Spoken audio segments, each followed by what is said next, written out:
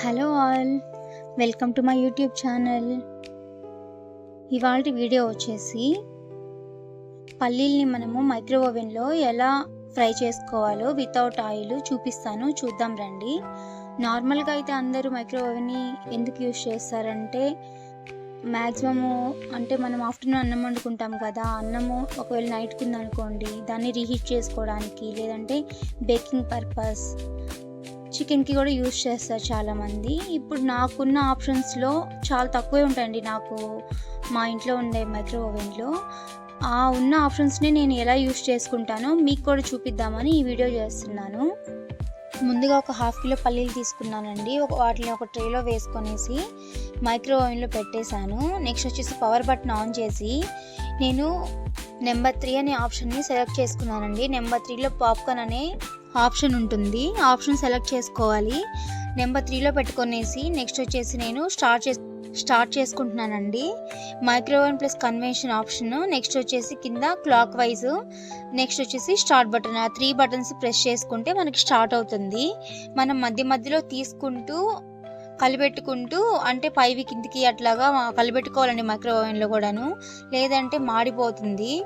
చూసుకుంటూ మనం ఒక 2-3 సెకండ్స్ లేదంటే 5 సెకండ్స్కి అట్లాగా మధ్య మధ్యలో తీసుకుంటూ కలిపెట్టుకుంటూ మనం రోస్ట్ చేసుకోవాలి.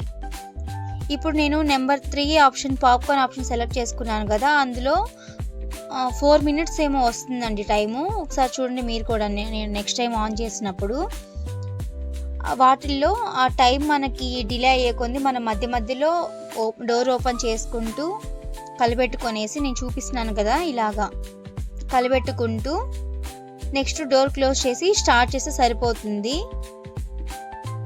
అట్లా మనకి తెలుస్తుంది కదండి ఎంతవరకు రోస్ట్ చేసుకోవాలి అనేది తెలుస్తుంది, మనకి కలర్ చేంజ్ అవుతాయి కాబట్టి.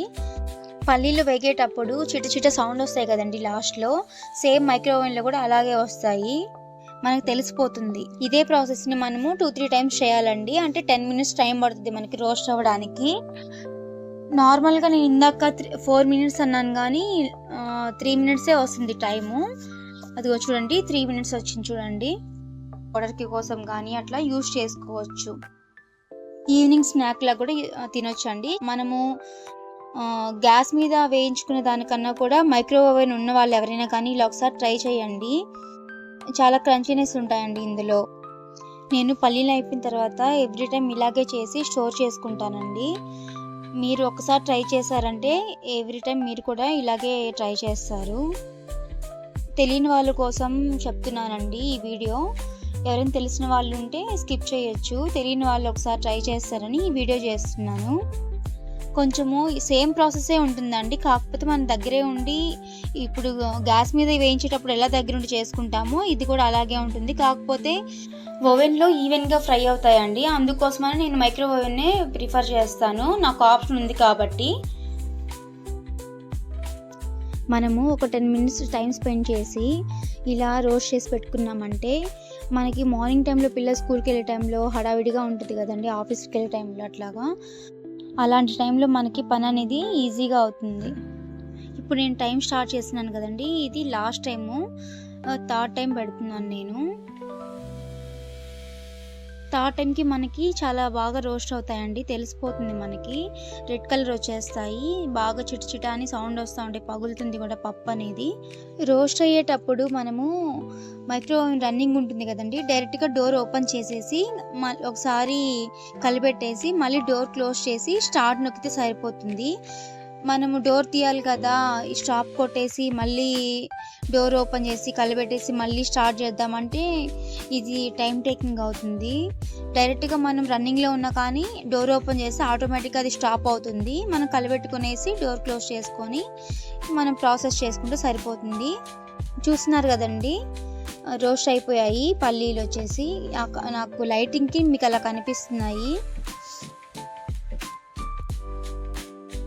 రెడ్ కలర్ వచ్చేసాయి, రోస్ట్ అయిపోయాయని చెప్పి తీసేసాను నేను. చల్లారాక గాజు సీసాలో వేసుకొని స్టోర్ చేసుకుంటాను. మీకు ఇంకా రోస్ట్ అయినట్టు లేవు అనుకుంటే ఇంకో 3 మినిట్స్ పెట్టుకొని మధ్యలో కలిపెట్టుకుంటూ చూసుకుంటే సరిపోతుందండి. చాలామంది అనుకుంటూ ఉంటారండి ఎయిర్ ఫ్రైర్ ఉంటే బాగుండేది కదా, 0 ఆయిల్తో రెసిపీస్ చేసుకోవచ్చు, మైక్రో ఓవెన్ నుండి కూడా మనకి ఏం యూజ్ లేకుండా ఉంటుంది, మైక్రోవేవ్ ప్లేస్లో అది ఉంటే బాగుండేది ఎయిర్ ఫ్రైయర్ అని చెప్పి ఆలోచిస్తుంటారు కదా. అలా ఆలోచించే వాళ్ళకి మనం మైక్రోవేవ్లో కూడా సేమ్ రెసిపీస్ చేసుకోవచ్చు అని చూపించడం కోసమే ఈ వీడియో చేస్తున్నానండి. ఇంతే అండి వీడియో. ఎలా అనిపించింది ఈ వీడియో? నచ్చిందా? నచ్చితే లైక్ చేయండి, షేర్ చేయండి, సబ్స్క్రైబ్ చేసుకోండి. Thanks for watching.